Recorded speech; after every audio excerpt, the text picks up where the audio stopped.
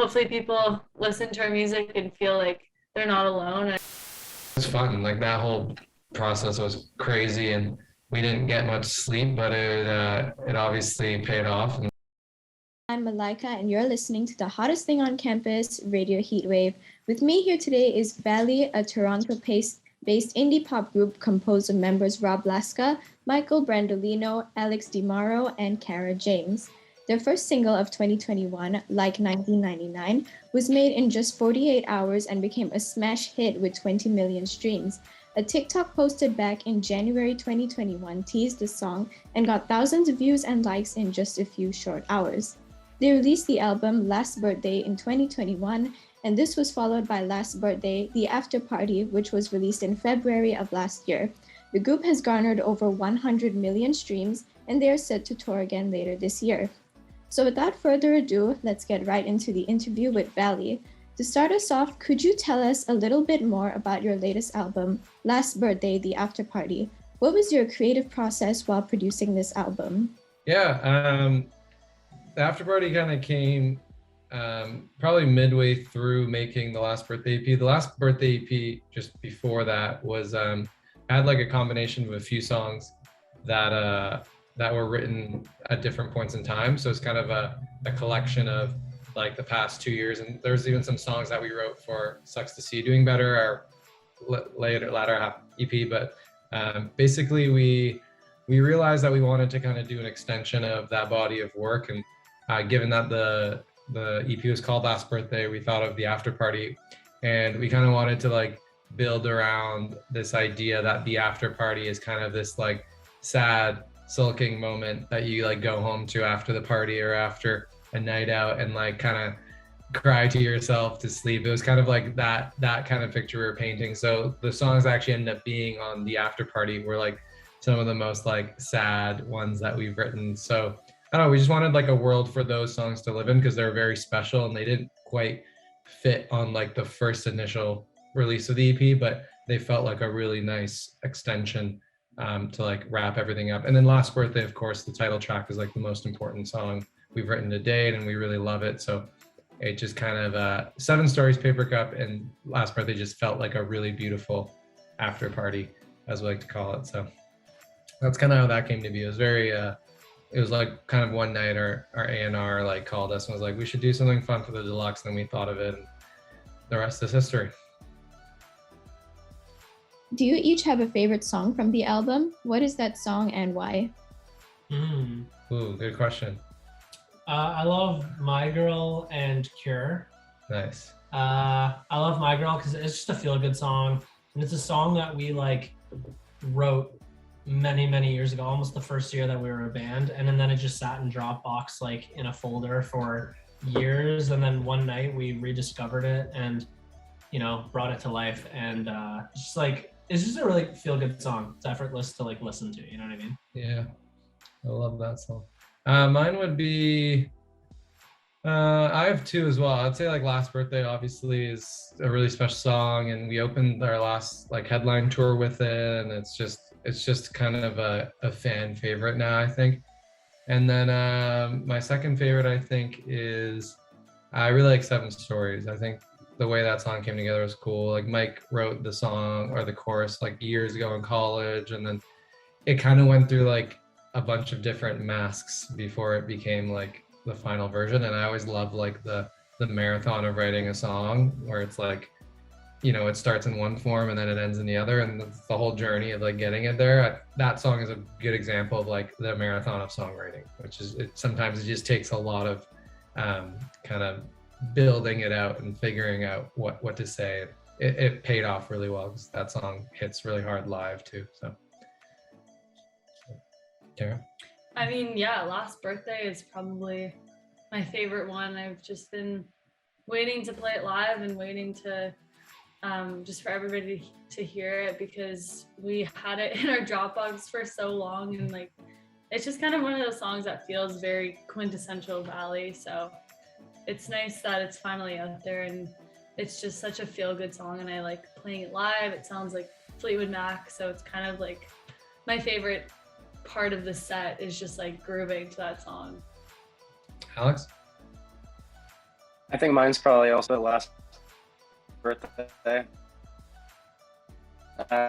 I think it represents. It was definitely worth the wait. It was really special, and it was one of the first songs that we wrote for the record, and so having that out was very satisfying, and being able to play that live, very special. So, what was the most exciting or notable thing that happened when coming up with this album?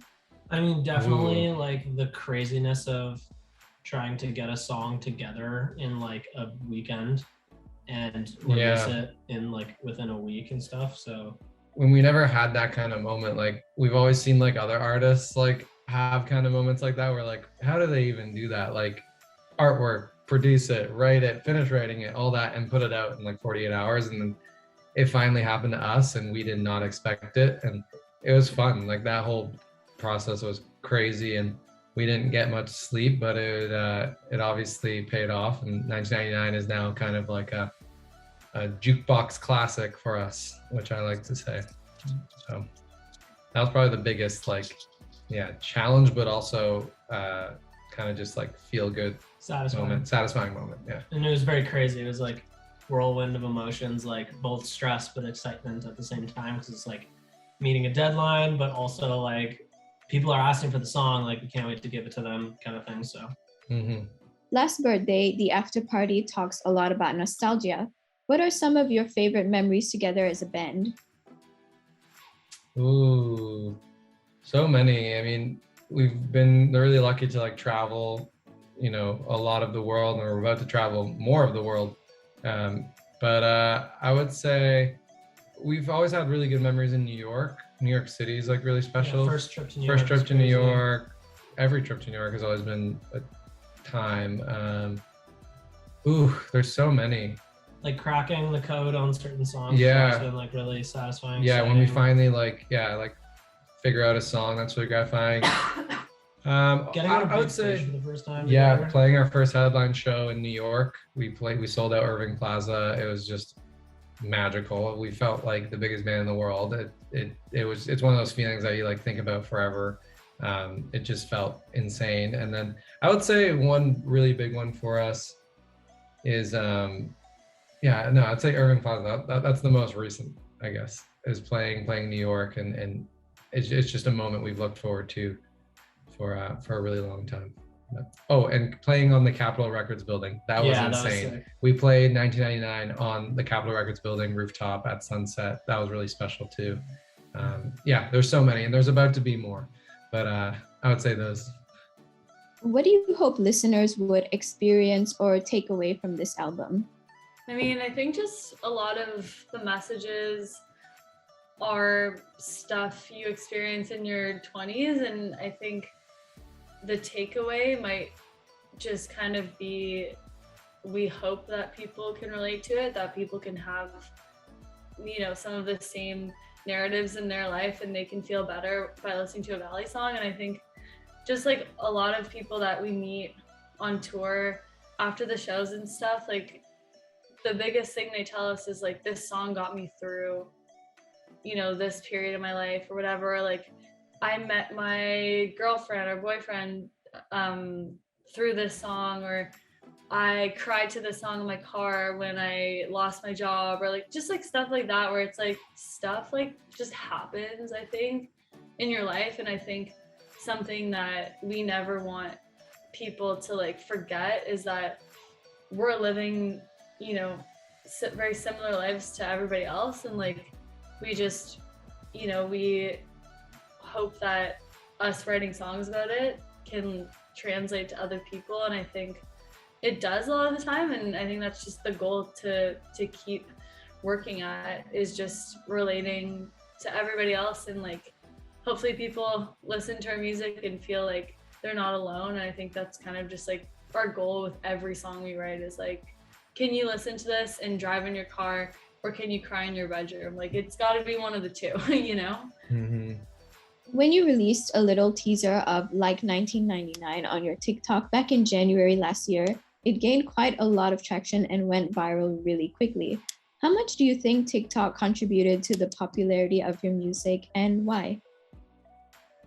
I think it contributed a lot. I mean, that happened at a time where TikTok was like starting to become, it kind of like joined the social media app club, where for a while it felt like it was on another kind of island, but it felt like the year that everything kind of came together and all, like it's became an app that like people use regularly just as much as Instagram or Twitter or whatever.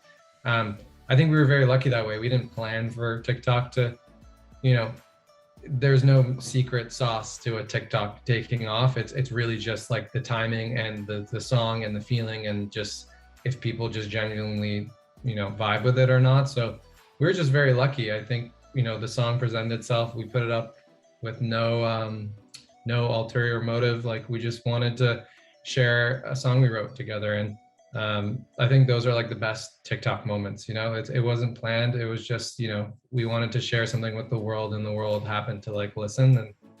And yeah, TikTok has played a huge role. I think every artist now is like figuring out their own like kind of language with it and how to, make it their own. I think it's a wonderful platform, but it could also be very daunting and overwhelming. I think every artist now is kind of figuring out how to make it, a part of their story. And yeah, we're very thankful for it.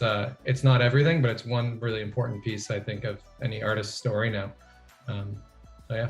How was it like touring with Coin on the Rainbow Dreamland North American tour last year? It was awesome. They're like such a cool band, and we've looked up to them for a long time.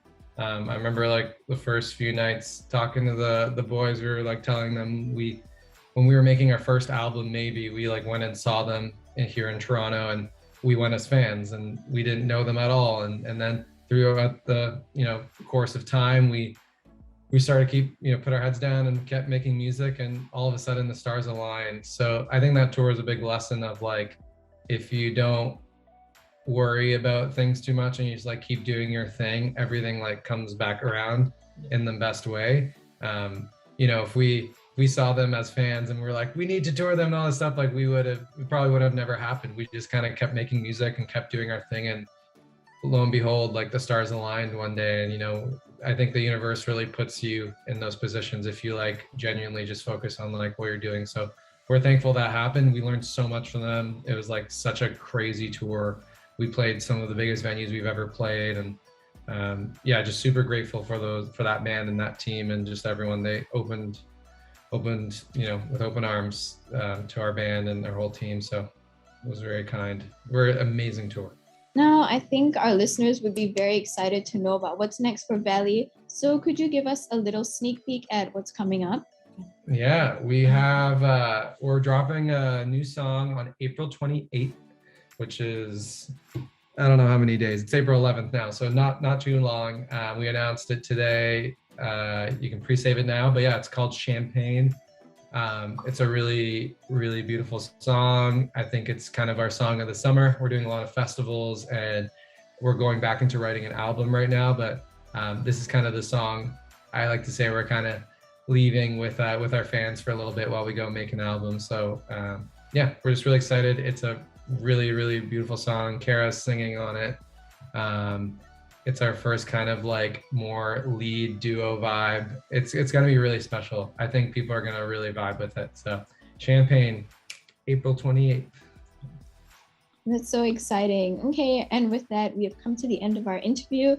Thank you so much for being here today. It was an honor to get to interview you guys and learn more about you. I can't wait to see what's in store for Valley, and I'm sure our listeners are too. Thank you so much. Of course. We'll Thank see you. We'll see you next